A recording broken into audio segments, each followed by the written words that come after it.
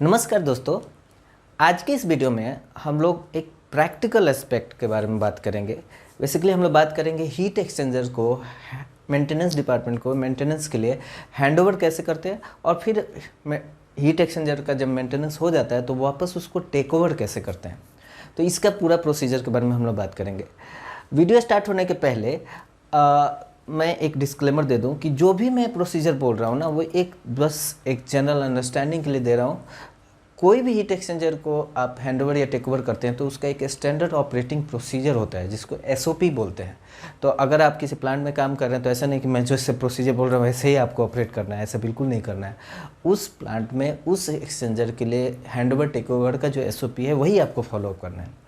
लेकिन जनरली क्या होता है, एसओपी में जस्ट स्टेप्स लिखे हुए रहते हैं कि ये करना है, ये करना है, ये करना है, लेकिन उसका रीज़न नहीं लिखा रहता है कि ऐसा क्यों कर रहे हैं। तो ये वीडियो देखने से आपको एक लॉजिकल अंडरस्टैंडिंग हो जाएगी कि हम लोग बहुत सारे जो स्टेप्स लेते हैं उसका पीछे क्या रीज़न है। फिर आप उस एसओपी को जब पढ़ेंगे तो आपको एक विद रीज़न आपको समझ में आ जाएगा कि वो स्टेप्स ऐसा क्यों है। तो एनीवे स्टार्ट करते हैं। अब देखिए, किसी भी एक्सचेंजर को हैंडओवर टेक ओवर करते हैं ना, तो कोई भी एक्सचेंजर है ना वो बहुत तरह के हो सकता है। मतलब हो सकता है कि वो एक कूलर है जहाँ एक साइड का फ्लूइड कूलिंग वाटर है। दूसरा हो सकता है कि ऐसा हो सकता है कि दोनों साइड फ्लूइड हाइड्रोकार्बन ही हो। ये हो सकता है कि दोनों साइड का जो फ्लूइड है वो काफ़ी हेवी है, मतलब कंजीलिंग सर्विसेज है। तो अलग अलग टाइप का फ्लूइड में अलग अलग अरेंजमेंट होते हैं। मतलब अलग अलग टाइप का अगर फ्लूइड कोई हीट एक्सचेंजर हैंडल कर रहा है तो उसका अरेंजमेंट अलग अलग होता है। जैसे मैंने ये जो ड्राइंग बनाया, ये जो हीट एक्सचेंजर का, ये जो इस तरह के सर्विसेज के लिए बनाया जहाँ पे सेल साइड का भी फ्लूइड कंजीलिंग है, यानी काफ़ी हैवी है जो कि जम सकता है, और ट्यूब साइड का भी फ्लूइड बहुत कंजीलिंग है। तो दोनों साइड का फ्लूइड जो कंजीलिंग है उसके लिए मैं बनाया। अब ये सबसे मतलब कॉम्प्लिकेटेड हीट एक्सचेंजर हो गया। इससे तो बाकी सारे हीट एक्सचेंजर इससे तो बहुत सिंपल ही होंगे। तो अभी इस टाइप के हीट एक्सचेंजर्स को ही हैंडओवर टेक ओवर करने अगर हम समझ गए तो बाकी का तो इससे कम ही स्टेप्स में हो जाएगा। ठीक है, तो उसके बारे में भी बात कर लेंगे। तो मान लीजिए ये हीट एक्सचेंजर, अब अगर इसमें पूछा जाए कि जैसे यहाँ पे देखिए, ये तो ट्यूब साइड का फ्लूइड है, सॉरी सेल साइड का फ्लूइड है, और ये सेल साइड का इनलेट है और ये आउटलेट है। तो ये सेल साइड का फ्लूइड यहाँ पे इन हो रहा है, यहाँ पे आउट हो रहा है। अब ये कोई ज़रूरी नहीं है, हो सकता था कि सेल साइड का फ्लूइड ऊपर से आ रहा हो और नीचे जा रहा है, मतलब सेल साइड का फ्लूइड ठंडा हो रहा है, हॉट फ्लूइड ऊपर से आता है नीचे जाता है। ठीक, कोल्ड फ्लूइड नीचे से घुसता है ऊपर आता है। इसके बारे में हमने shell and tube heat exchanger के बारे में जब डिस्कस किए थे तो बता ही चुके थे। वो वीडियो आपने नहीं देखा तो वीडियो देख लीजिए, उससे थ्योरेटिकल कॉन्सेप्ट क्लियर होंगे। तो एनीवे, हालांकि उस वीडियो में एक गलती हो गया था। गलती ये हुआ था कि जो डायग्राम था यूज हुआ था उस डायग्राम में ही गलत लिख दिया था और मैंने उसको क्लियर भी नहीं किया था। तो एक सज्जन नाम में ध्यान नहीं गया, उन्होंने कमेंट करके मुझे ये क्लियर किया कि नहीं आपने ये गलत बोला है। एक्चुअली उस डायग्राम में लिखा था कि ये फ्लोटिंग हेड कवर है, जबकि एक्चुअली ये सेल कवर है, और फ्लोटिंग हेड कवर जो है ये है, फ्लोटिंग हेड ये है। तो आपने अगर वो वीडियो देखा होगा तो आप ये रिलेट कर पाएंगे। अगर नहीं देखा है तो आप देख सकते हैं। देखिए, जनरली कोई भी वीडियो में अगर मेरे से कोई गलती हो ही रहती है और खुद मेरे दिमाग में बाद में आता है तो मैं उस तरह के कमेंट्स को पिन कर देता हूँ, या फिर अगर दूसरा कोई अगर हमको बताता है कि आपने गलत बोल दिया तो उस तरह के कमेंट को मैं पिन कर देता हूँ। तो अगर कोई चीज़ आप कोई वीडियो देख रहे हैं तो उसका जस्ट एक कमेंट आप पढ़ेंगे, पिन कमेंट सबसे टॉप में रहता है, तो आपको फिर वो जो मिस्टेक हुआ रहेगा उसके बारे में पता चल जाएगा।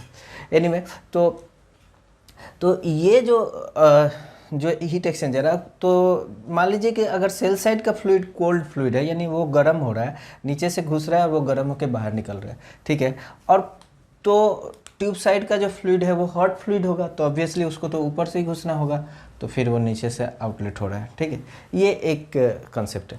अब देखिए यहाँ पे क्या है ना कि कोई भी हीट एक्सचेंजर है ना, उसको अगर आपको हैंड ओवर करना है, हैंड ओवर मतलब मेंटेनेंस डिपार्टमेंट को देना है, तो उसको क्या करना होगा, एक तो पहले आइसोलेट करना होगा और फिर उसमें क्या जो हाइड्रोकार्बन है, ऑयल है, उसको ठीक से ड्रेन करना पड़ेगा ताकि उसको वो लोग आराम से उस एक्सचेंजर को खोल पाए, ओपन टू एटमॉस्फेयर कर पाए।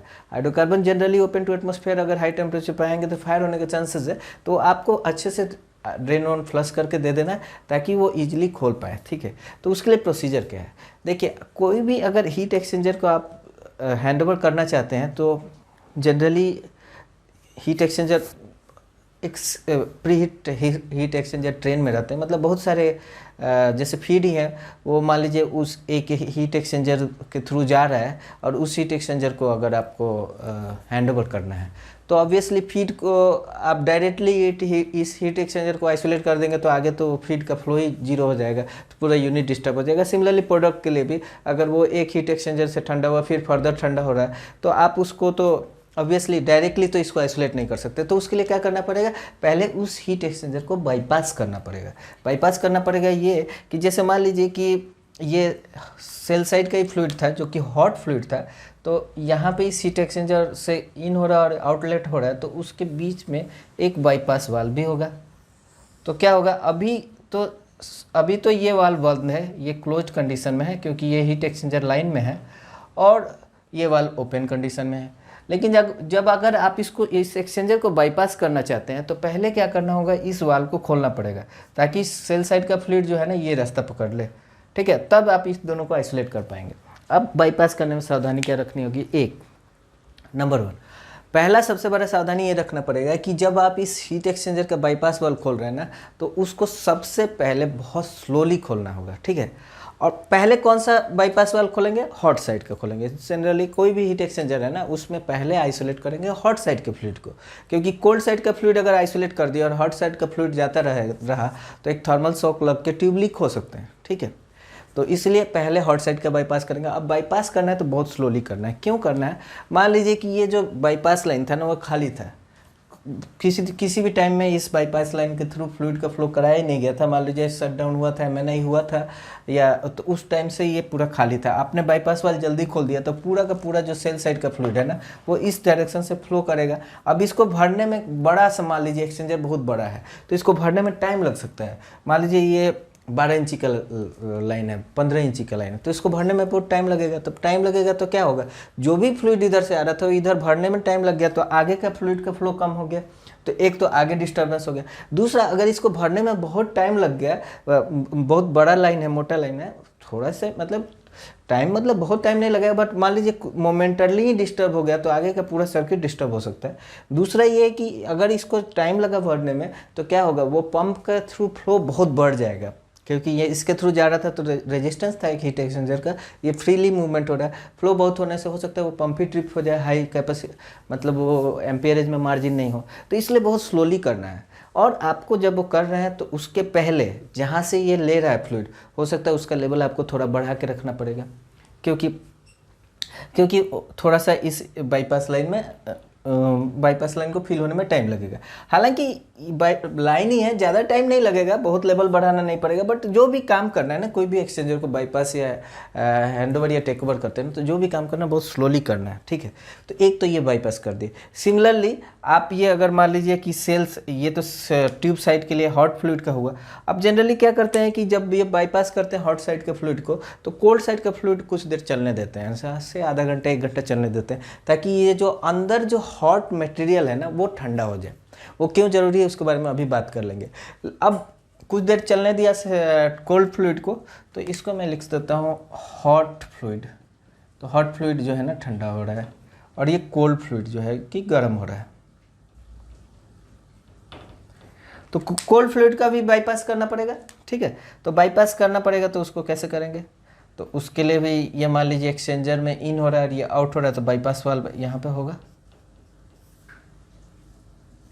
तो इसको आपको खोलना है, धीरे धीरे खोलना है। तो जो भी फ्लूइड जो आ रहा था, मान लीजिए इधर इस एक्सचेंजर में जा रहा था, वो इधर ना जाके बाईपास से चला जाएगा आगे, ठीक है। ये सब काम स्लोली करना है।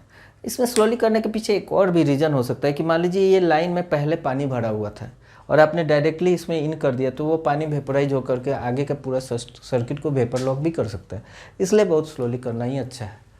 अभी एक्सचेंजर को आपने बाईपास कर दिया। अब बाईपास करने के बाद आप क्या कर सकते हो, एक्सचेंजर को आइसोलेट कर सकते हो। आइसोलेट करने का मतलब क्या कि ये इनलेट वाल्व को भी बंद कर दो और आउटलेट वाल्व को भी बंद कर दो। अब यहाँ पे एक बात हो सकता है कि आप पहले हॉट साइड का फ्लूइड बाईपास किए थे तो हॉट साइड का इनलेट आउटलेट बंद कर दो, फिर कुछ देर एक घंटा आधा घंटा चलने दो कोल्ड साइड का फ्लूइड, उसके बाद कोल्ड साइड का भी इनलेट आउटलेट बाईपास करने के बाद बंद कर सकते हैं। ये हो गया। अब अंदर एक तरह से पूरा सिस्टम से ही आइसोलेट हो गया एक्सचेंजर, लेकिन अंदर के हाइड्रोकार्बन को आपको ड्रेन करना है। ठीक है, अब ड्रेन करना है क्योंकि इसको हैंडओवर करना है मेंटेनेंस को। वो लोग तो खोल देंगे सब कुछ, तो पहले अंदर का तेल तो ड्रेन होना ही होगा। अब ड्रेन करने के पहले इंपॉर्टेंट बात, सावधानी क्या रखनी होगी? सावधानी ये रखनी होगी कि आपको पहले तो जहाँ पे ड्रेन करते हैं बेसिकली हम लोग एक क्लोज ब्लो डाउन सिस्टम होता है जो अल्टीमेटली एक सीवीडी वेसल होता है जहाँ पे चला जाता है। तो सीवीडी वेसल का लेवल आपको कम करके रखना होगा क्योंकि इस पूरे एक्सचेंजर का वॉल्यूम सीवीडी में जाना है। ऑलरेडी वो फिल हुआ है तो फिर दिक्कत होगा, तो इसलिए आपको सीवीडी वेसल का लेवल कम कर लो। दूसरा, आपको जब ड्रेन करोगे ना, तो ड्रेन करने में क्या होता है, कोई भी एक्सचेंजर या कोई भी वेसल है ना, उसमें से अगर आप ड्रेन करना चाह रहे हैं हाइड्रोकार्बन को, तो उसको पहले आप डायरेक्टली अगर उसको ड्रेन वाल्व खोल देंगे ना तो नहीं ड्रेन होगा। क्यों नहीं ड्रेन होगा? क्योंकि मतलब आपको पता है ना कि अगर लिक्विड को ऊपर से अगर ड्रेन होना है तो मतलब लिक्विड का फ्लो अगर ऊपर से नीचे करना है, जैसे ये पानी, ग्लास में पानी ही है, अगर आप नीचे खोल दो और ये है तो ये थोड़ी ना ड्रेन हो जाएगा। अगर मान लीजिए वेसल का ये वाल्व है, तो आप सोचो अगर ये पानी पड़ा हुआ तो यहाँ पे तो उसका वेपर प्रेशर होगा। वेपर प्रेशर होगा तो ये इसका तो प्रेशर इस हाइट में तो बहुत कम होगा, तो वो बाहर इधर एटमॉस्फेरिक प्रेशर इधर से यहाँ पे प्रेशर कम होगा तो कैसे आएगा? नहीं आएगा ना। कोई भी पानी का ग्लास हो, अगर आप उसको पलट देंगे तो पानी इसलिए गिर जाता है क्योंकि अंदर एयर ले लेता है। अगर एयर नहीं ले तो पानी कैसे गिरेगा? नहीं गिरेगा, क्योंकि उसका इतना प्रेशर ही नहीं डेवलप होगा कि एटमॉस्फेरिक प्रेशर से ज़्यादा हो जाए। हाँ, अगर ऐसा एक्सचेंजर है जिसका हाइट जो है वो 15 मीटर है, 20 मीटर है, तब तो ठीक है कि जहाँ अगर ड्रेन वाल एकदम ग्राउंड फ्लोर पे और हाइट 15-20 मीटर है एक्सचेंजर का, तो वो ज़रूर ड्रेन हो जाएगा क्योंकि उसके हाइट की वजह से ही रो GH करके प्रेशर जो है वो डेवलप हो जाएगा एटमॉस्फेरिक प्रेशर से ज़्यादा। अगर वाटर है तो मान लीजिए ऑयल का भी डेंसिटी वाटर से थोड़ा कम ही होता है। बट अगर ऐसा एक्सचेंजर हो जो नीचे ही है तो वो तो इतना प्रेशर ही नहीं डेवलप होगा कि एटमॉस्फेरिक प्रेशर से ज़्यादा हो पाए, तो वो तो ड्रेन नहीं हो पाएगा। आप समझ गए होंगे क्या बोल रहा हूँ। तो इसका मतलब अगर इसको ड्रेन करना है ना, सेल साइड के मटेरियल को और ट्यूब साइड के मटेरियल को ड्रेन करना है, तो हमको वेंट वाल्व खोलना पड़ेगा। ठीक है, अब वेंट वाल्व खोलने में सावधानी क्या रखनी होगी कि जैसे मान लीजिए ये एक्सचेंजर को आइसोलेट किया और तुरंत ही अगर आपने मान लीजिए कि सेल साइड का फ्लूइड है, तुरंत ही इस वेंट वाल्व को खोल दिया, तो एक तो ये दिक्कत हो सकता है कि पूरा यहाँ से यहाँ तक लिक्विड भरा हुआ, आप जैसे वेंट वाल्व खोलोगे आपके मुँह पे ऊपर ही आ सकता है। ठीक है ना, तो वेंट वाल्व खोलने से मुंह के ऊपर ही आ सकता है। इसलिए वेंट वाल्व को खोलने के पहले एक, अगर डायरेक्टली वो वेंट वाल्व किसी CVD या OWS में कनेक्टेड नहीं है तो आपको एक होज कनेक्शन करा लेना होगा, और होज कनेक्शन करा कि CRD WS में कहीं पे रखना पड़ेगा, नहीं ताकि इस वाल्व को खोलो तो डायरेक्टली आपके मुंह के ऊपर ना आए। एक दूसरा, जनरली हम लोग वेंट वाल्व खोलने के पहले ही CVD में उसका वाल्व खोल देते हैं ताकि ड्रेनिंग अपने प्रेशर से थोड़ा बहुत जो हो सकता है वो हो जाए। उसी तरह सेल साइड का भी फ्लूइड का मतलब हॉट साइड के फ्लूइड का भी CVD में ड्रेनिंग थोड़ा खोल देते हैं, तो ऑब्वियसली ड्रेनिंग तो पूरा होगा नहीं, थोड़ा सा हल्का हो जाएगा ताकि प्रेशराइज ना रहे, और फिर उसके बाद वेंट वाल्व खोलना। अब इसमें एक इम्पॉर्टेंट बात समझना है, इसमें हजार्ड क्या है। हजार्ड ये है कि अगर ये हॉट साइड का फ्लूइड का ड्रेनिंग आप तुरंत ही चालू कर दिए ना, जैसे आइसोलेट किए उसके बाद ड्रेनिंग चालू कर दिए, ड्रेनिंग चालू करने के लिए क्या करोगे, इसका वेंट वाल्व खोल दोगे, this valve you should open, तो ये ओपन कंडीशन और यहाँ पे भी ओपन कंडीशन। तो अगर आपने इसमें खोल दिया तो क्या होगा कि ये बहुत हाई टेम्परेचर का फ्लूइड है, जैसे 300 का फ्लूइड है, और आपने मान लो 1 घंटे कोल्ड फ्लूइड चलाया नहीं है, तो क्या होगा, 300 का फ्लूइड CVD में जाएगा, और उसी टाइम पे मान लो कोई एक पंप है जो कि नैफ्था का पंप है, नैफ्था का पंप भी ड्रेनिंग कर रहे थे। अब इधर से नैफ्था का ये CVD लाइन है, देखना यहाँ से नैफ्था ड्रेनिंग हो रहा था और ड्रेनिंग हो रहा था, या जस्ट थोड़ी देर पहले ड्रेन हुआ है, और इधर से आपने ये हॉट फ्लूइड 300 डिग्री सेल्सियस का फ्लूइड आपने ड्रेनिंग चालू कर दिया, तो क्या होगा, ये नैफ्था को तुरंत ही वेपराइज कर देगा। CVD लाइन प्रेशराइज भी हो सकता है, CVD लाइन फट भी सकता है। इसीलिए जनरली देखना SOP में कहीं कहीं पे लिखा रहता है कि ड्रेनिंग करना है जब इसका temperature 70 degree 80 degree 90 degree 100 degree तक आ जाए, तो बड़ा आसान है। तब तक भाई ठीक है, आइसोलेट करो, टेम्परेचर मॉनिटर करते रहो, और जब ये ठंडा हो जाएगा तब ड्रेन करना। अब दिक्कत क्या है ना कि अगर विस्कस मटेरियल है या स्लरी टाइप का मटेरियल तो बहुत लो टेम्परेचर पर जम जाएगा, लो तो अब ड्रेन ही नहीं होगा। तो ये बड़ा डिलेमा, ऑप्टिमाइजेशन करना पड़ेगा आप कितना करोगे। तो जनरली जिस ऑपरेटिंग टेम्परेचर 300 है तो उसको 150 से नीचे तो ला ही के तभी ड्रेनिंग करना पड़ता है, पर बहुत देर छोड़ दोगे तो ये भी दिक्कत है, ये डिलेमा है, ठीक है। तो एक तो ये है। अब तो ये तो फिर उसके बाद वही है, ठंडा करके उसके बाद ड्रेनिंग चालू करना है। अब ड्रेनिंग चालू करने के लिए आप वेंट वाल्व खोल दो, इधर से ड्रेन खोल दो, उसी तरह वेंट वाल्व खोल दो, इधर से ड्रेन खोल दो। एक बार जब ये ड्रेनिंग कंप्लीट हो जाएगा, ऑब्वियसली आप सीवीडी लेवल भी आपको देखना पड़ेगा। तो ड्रेनिंग कंप्लीट हो जाने के बाद जनरली अगर ऐसा आसान सा एक्सचेंजर है, जैसे कि मान लीजिए डीजल तक एक्सचेंजर है, हैवी नैप्था डीजल, तो ये सभी में तो बहुत इजीली ये काम कंप्लीट हो गया। लेकिन अगर विस्कस मटेरियल है तो सिर्फ ड्रेन ऐसे ड्रेन करने से भी ड्रेन पूरा ठीक से नहीं होता है। तो उसमें फिर क्या करना पड़ता है, एफएलओ लेना पड़ता है। एफएलओ मतलब रिफाइनरी में फ्लशिंग ऑयल को एफएलओ बोलते हैं, और वो मतलब बेसिकली डीजल जैसा ही मटेरियल है। तो डीजल लेना पड़ता है। तो क्या करोगे उसके बाद, एक बार जब ड्रेन हो गया तो फिर हम क्या करेंगे कि यहाँ पे एक एफएलओ का लाइन है, इस लाइन को खोल देंगे। तो यहाँ से एफएलओ लेंगे और इस पूरे एक्सचेंजर में एफएलओ भर दिए। और भरने के बाद क्या हुआ, जब इधर भी थोड़ा सा ये बाहर, तो ऑब्वियसली इस वेंट वाल्व को तो खुला रखना पड़ेगा, तभी तो एफएलओ अंदर घुसेगा, ताकि अंदर का एयर जो है वो बाहर निकले। और जब इधर आपको लग जाए कि गर्म हो गया लाइन, एफएलओ बाहर आने लगा, तो इस वेंट वाल्व को, ये एफएलओ को बंद करके और फिर वापस एफएलओ ड्रेन करोगे, तो फिर अब एयर ले करके एफएलओ ड्रेन हो जाएगा, ठीक है। ऐसा 2-3 बार कर दिया तो थोड़ा सा वो डाइल्यूट हो गया।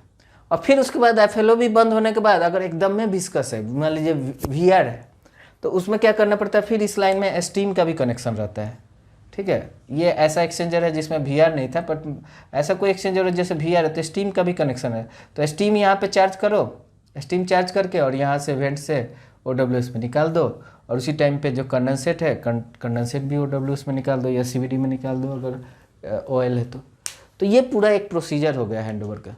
प्रोसीजर जो है वो फिर से मैं पॉइंट आउट करता हूँ। सबसे पहले बाईपास करना है, वो स्लोली करना है, ठीक है। तो इसको मैं एक तरह से मैं नोट इट डाउन भी करता हूँ,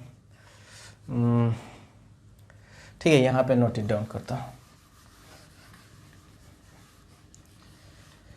तो ये भी बाईपास वाल्व को इधर बंद करके नोट करता हूँ।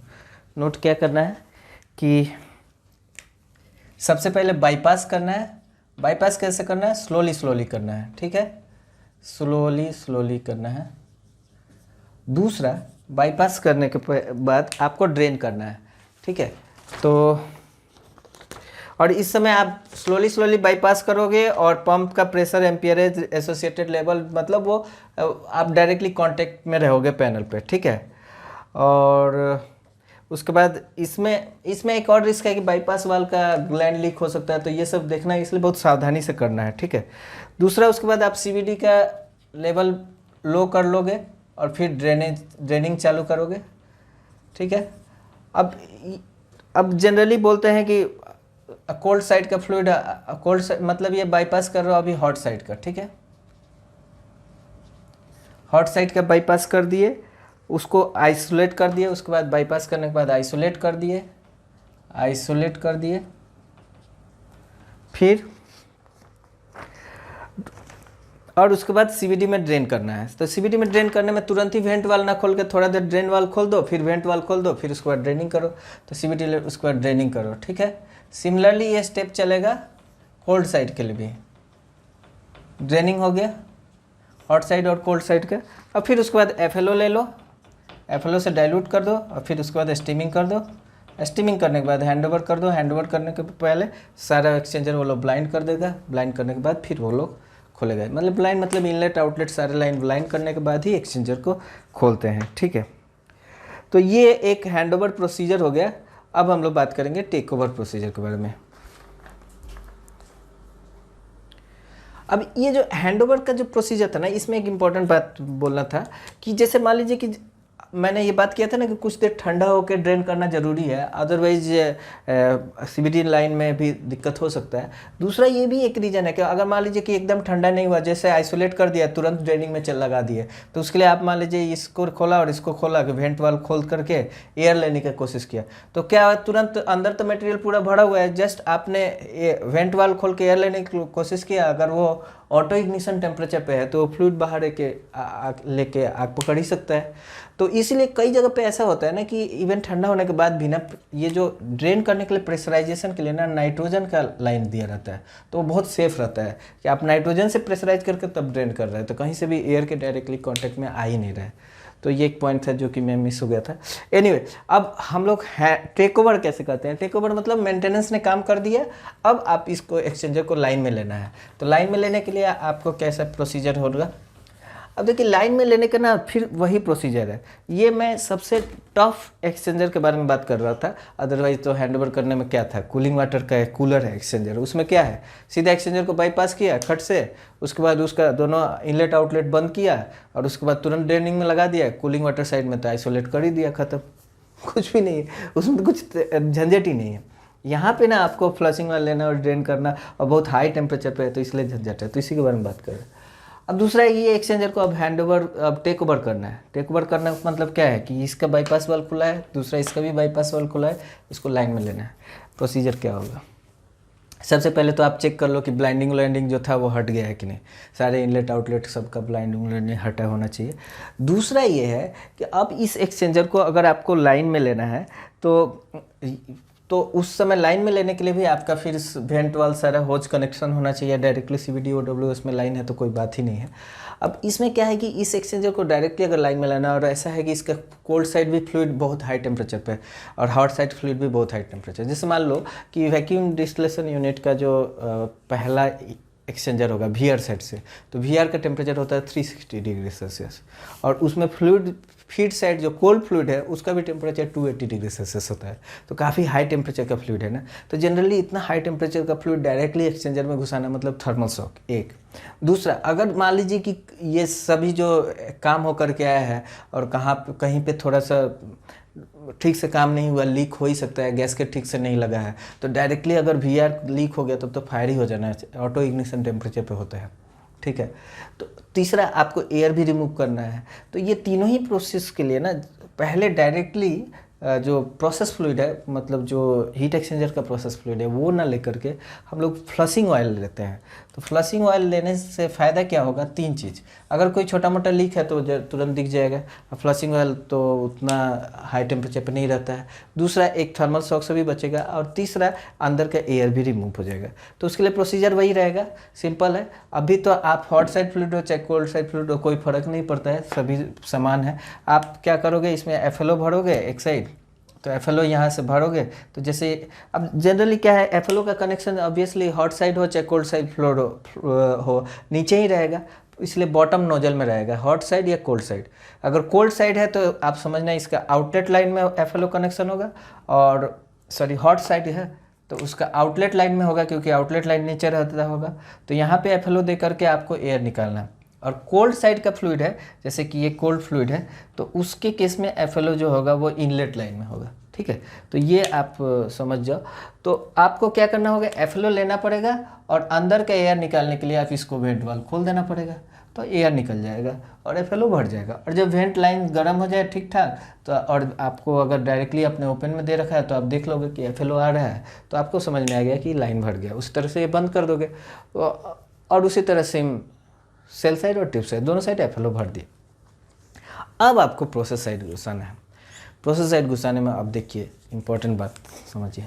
प्रोसेस साइड में घुसाने में ना सबसे इम्पॉर्टेंट बात समझिए कि पहले तो ये तो है कि कोल्ड साइड के फ्लूइड को पहले इंटर कराएंगे, हॉट साइड तो नहीं कराएंगे।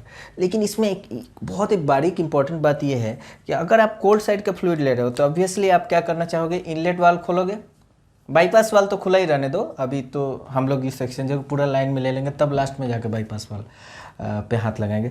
इनलेट वाल्व खोलोगे तो इनलेट वाल्व खोलने से कोल्ड फ्लूइड इसके अंदर आएगा। अब इसके अंदर आएगा तो अंदर क्या भरा हुआ है, अंदर तो फ्लशिंग ऑयल भरा है, तो फ्लशिंग ऑयल के डायरेक्ट कॉन्टेक्ट में आने से फ्लशिंग ऑयल वेपोराइज होगा, ठीक है। फ्लशिंग ऑयल माने डीजल, वो हाई टेम्परेचर के कांटेक्ट में आने से वेपोराइज हो जाएगा, एक।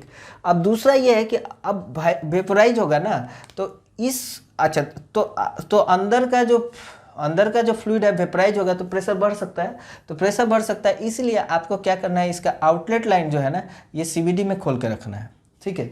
यानी फ्लूइड जो जा रहा है वो इधर से इन करके सीबीडी में ड्रेन कर रहा है। क्यों? हम आउटलेट डायरेक्टली पहले ही क्यों नहीं खोल दे? डायरेक्टली पहले खोल देंगे तो फ्लशिंग ऑयल जो है ना इस रिटर्न लाइन में घुस करके इस पूरे लाइन में वेपर लॉक कर सकते हैं। अचानक से वेपराइज हो जाएगा ना, तो इधर से जो फ्लूइड जो जा रहा था ना उसका भी प्रेशर इतना बढ़ जाएगा, और अगर मान लो आगे फर्नेस होने से तो फ्लशिंग ऑयल जाके इतना प्रेशर बढ़ जाएगा कि फ्लूइड का फ्लो ही बहुत कम हो गया और यूनिट भी आपका ट्रिप हो सकता है अगर फीड का ये फ्लो है तो। ठीक है, तो इसलिए बहुत दिक्कत है। तो आपको क्या करना है, पहले पूरा फ्लशिंग ऑयल डिस्प्लेस करना है। तो फ्लशिंग ऑयल डिस्प्लेस करने के लिए फ्लशिंग ऑयल लो और ड्रेन करते रहो सीबीडी में ड्रेन करते रहो।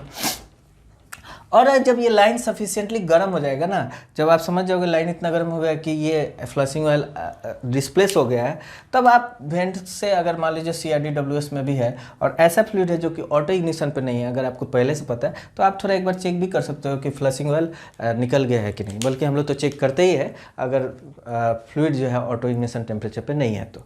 ठीक, अब इसमें एक सबसे इम्पॉर्टेंट बात जो बहुत लोग मिस कर सकते हैं और गलती लोग किए भी हैं इंडस्ट्रीज में, उसकी वजह से फायर भी हुआ है, ये है कि जनरली जब कोल्ड साइड का फ्लूइड आप लाइन में लेते हैं ना, तो आप कोल्ड साइड का जब फ्लूइड लाइन में लेते हैं तो हॉट साइड का वेंट वाल्व और ड्रेन वाल्व ये दोनों क्लोज रखते हैं, ये वाल्व और ये चूँकि वेंट वाल्व है और ये ड्रेन। ये सोचते हैं कि अभी तो हम कोल्ड साइड ही लाइन में ले रहे हैं, हॉट साइड में कुछ करना नहीं है।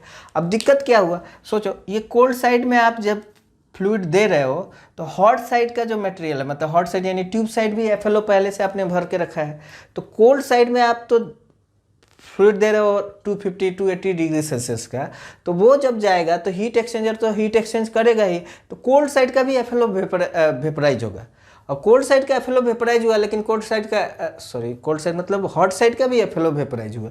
कोल्ड साइड में आप दे रहे हो तो हॉट साइड का भी FLO वेपराइज हो गया, और हॉट साइड का FLO वेपराइज हो गया, लेकिन हॉट साइड का इनलेट वाल्व क्लोज कंडीशन में है, आउटलेट वाल्व क्लोज कंडीशन में है, और आपने कुछ खोला नहीं, तो क्या होगा, ये पूरा आपका चैनल कवर लीक हो सकता है। और वर्स्ट केस में क्या हो सकता है, वर्स्ट केस में अगर ये फ्लूइड है, ये FLO है ना, गर्म होके FLO का भी auto ignition temperature 210 degree Celsius के आसपास ही होता है, मतलब डीजल का। तो डीजल इतना गर्म हो गया कि FLO जब बाहर आएगा ना तो फायर कर सकता है। तो यहाँ पे सावधानी क्या रखना पड़ेगा, सावधानी ये रखना पड़ेगा कि जब भी आप कोल्ड साइड में लाइन अप कर रहे हो तो भी हॉट साइड का वेंट और ड्रेन वाल्व खुल के रखना है, ताकि अगर कुछ प्रेशराइज भी हो रहा है ना FLO, तो फिर ये दोनों खोल के वो अल्टीमेटली CBD में चला जाए। अब ये वेंट ऑटोमेटिकली ऑब्वियसली CBD में खोल के रखना है, ओपन में नहीं, तो आप CBD में खोल के रखो। तो ये हो गया, तो ये बहुत इंपॉर्टेंट पॉइंट था। तो इसमें वही है, आप एक बार जब FLO कंफर्म हो जाओ कि अच्छे से FLO निकल गया है, आप ओपन में देख करके, अगर ऑटो इग्निशन पे नहीं है ये वाला, अच्छे से निकल गया है, ठीक है, या फिर आप एकदम दूर में CRDWS में खोल के देख सकते हो, या फिर आप ऐसा हो कि ये लाइन से ही लाइन बहुत गर्म हो जाता है, थोड़ा स्मोक जैसा आने लगता है, बहुत हीट हो जाता है, तो भी आपको थोड़ा आइडिया लग जाए, तभी आप इसका आउटलेट वाल्व खोलो। और जब ये आउटलेट वाल्व खोलने के बाद फिर आप इस ड्रेन वाल्व को और वेंट वाल्व को बंद कर दो, और फिर जब ये पूरा जाने से पूरा कन्फर्म हो जाए, थ्रू हो जाए, तब आपको ये बाईपास वाल्व बंद करना है। अब यहाँ पे एक इंपॉर्टेंट बात कि आपको जो भी ये प्रोसीजर करना है बहुत स्लोली करना है, बहुत स्लोली। क्यों? अगर मान लो कि ये एक्सचेंजर है, इस एक्सचेंजर का इनलेट वाला आपने बहुत फास्ट खोल दिया, तो क्या होगा, पूरा फीड ये रास्ते से ज़्यादा फीड इस रास्ते से पकड़ लिया तो इधर पूरा फीड कम हो जाएगा। उसी तरह साथ में आपको पंप के बारे में भी ध्यान रखना है कि पंप का फ्लो ज़्यादा होकर पंप ही ना ट्रिप कर जाए। Do it slowly. एक्सचेंजर को टेक ओवर करना या हैंड ओवर करना में बहुत टाइम का काम है, पूरा 5-6 घंटा लग सकता है, और करने वाला आदमी जल्दी भी करना चाहे तो कांड भी हो सकता है। तो ये चीज़ है। तो सिमिलरली हॉट साइड का भी वही काम करेंगे। हॉट साइड में कैसे, कौन सा वाल्व पहले खोलेंगे आप बताइए, आप बताइए कौन सा वाल्व पहले खोलोगे, इनलेट वाल्व कि आउटलेट वाल्व? आप सोच के बताओ। ऑब्वियसली आउटलेट वाल्व खोलोगे, कोई भी इनलेट आउटलेट से मतलब ही नहीं है, नीचे वाला वाल्व खोलो। नीचे वाला वाल्व खोलने से नीचे से फ्लूइड भरते हुए जाएगा और FLO जब वेपराइज होकर के अल्टीमेटली वेंट से आपको CBD में निकलना है। तो आप समझ रहे हैं ना, कौन सा वाल्व पहले बंद करना है, इनलेट आउटलेट, उससे मतलब नहीं है, चाहे कोल्ड हो चाहे हॉट हो। कोल्ड में भी नीचे वाला इनलेट वाला कोल्ड साइड का फ्लूइड इनलेट को पहले खोलना पड़ेगा, मतलब बेसिकली आपको फ्लूइड भरना है नीचे से और ऊपर से निकालना है, ठीक है। उसी तरह हॉट साइड का फ्लूइड अभी आपको आउटलेट लेना पड़ेगा, नीचे से भरोगे और ऊपर से निकालोगे, ठीक है। तो ये पूरा एक प्रोसीजर रहेगा। और अल्टीमेटली ये सभी होने के बाद आप एक बार जब ये भर लोगे तो उसके बाद बाईपास वाल इसका भी बंद कर लोगे, और बाईपास वाल होने के बाद सीबीडी और ये वेंट जो लाइन है इसका प्लानिंग करके तो फिर आपका ये एक्सचेंजर लाइन में आ जाएगा। तो आशा करता हूँ ये वीडियो समझ में आएगा, जस्ट एक बेसिक अंडरस्टैंडिंग के लिए है। आप इस तरह से कभी भी एक्सचेंजर को लाइन में और टेक ओवर नहीं कर सकते, आपको अपना स्टैंडर्ड ऑपरेटिंग प्रोसीजर ही फॉलो करना होगा। तो वीडियो देखने के लिए धन्यवाद।